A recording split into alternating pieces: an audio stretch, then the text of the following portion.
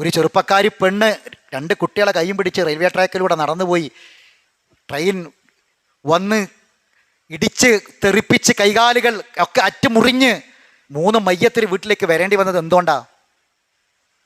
ദുർബലരായ ആളുകൾക്ക്, വീട്ടിൽ ഒതുങ്ങിക്കൂടുന്ന ആളുകൾക്ക് ആരും ആശ്വസിപ്പിക്കാനില്ലെങ്കിൽ എല്ലാവരും ഒറ്റപ്പെടുത്തിയാലും റബ്ബിൽ പ്രതീക്ഷ പോകരുത്.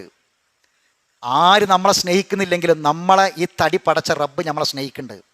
അത് മനസ്സിലാക്കണം. ആ റബ്ബ് നമ്മളെ കൈവിടൂല.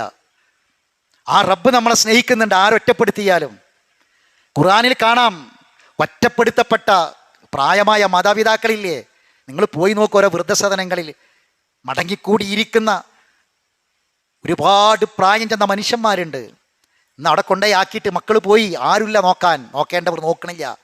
എന്തായിരിക്കും ആ മനുഷ്യന്മാരൊക്കെ മനസ്സിൻ്റെ അവസ്ഥ? അവിടെയുള്ള അമ്മാരി വാപ്പാരി അവസ്ഥ, അവരെ സങ്കടത്തിലായിരിക്കും. അപവാദങ്ങൾ പറഞ്ഞ് പ്രചരിപ്പിച്ചിട്ട് പുറത്തിറങ്ങാൻ കഴിയാതെ മാനം കെട്ട് വീട്ടിനകത്തിരിക്കുന്ന സ്ത്രീകളില്ലേ, എത്ര കുട്ടികളുണ്ട്. ഭർത്താവ് ഒഴിവാക്കി, ഉമ്മാനെ വേറെ കല്യാണം കഴിച്ചു കൊണ്ടേയി, വാപ്പില്ല ഉമ്മില്ല കുട്ടിക്ക്, അങ്ങനെ ഒറ്റപ്പെട്ടു പോകുന്ന മക്കളില്ലേ. അള്ളാഹ് പറയാ ഖുർആനില്, അങ്ങനെയുള്ളവർക്ക് പടച്ചോനുണ്ട്. അതിനാദ്യത അറിയണ്ടേ, പടച്ചോനുണ്ട്. ഒരു പ്രാർത്ഥന, ഖുർആൻ പറഞ്ഞൊരു പ്രാർത്ഥന ഉയർന്നാൽ, റബ്ബനാ വജ്അൽ ലനാ മിൻ ലദുൻക വലിയൻ വജ്അൽ ലനാ മിൻ ലദുൻക നസീറാ.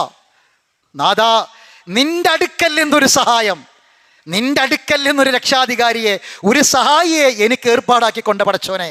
റബ്ബനാ വജ്അൽ ലനാ മിൻ ലദുൻക വലിയൻ വജ്അൽ ലനാ മിൻ ലദുൻക നസീറാ.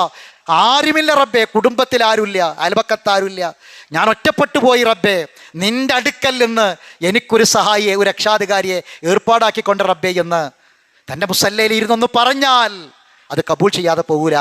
അവർക്കുള്ള പ്രാർത്ഥന ഖുർആൻ പറഞ്ഞതാ. ഈ സങ്കടത്തിന് നെടുക്കയത്തിൽപ്പെട്ട് ഒയലുന്ന മനുഷ്യന്മാർക്കല്ല കൊടുത്ത പ്രാർത്ഥന ആശ്വാസത്തിൻ്റെ വാക്കാണ് സഹോദരങ്ങളെ. അതറിഞ്ഞിരുന്നുവെങ്കിൽ സങ്കടപ്പെടുമായിരുന്നില്ല.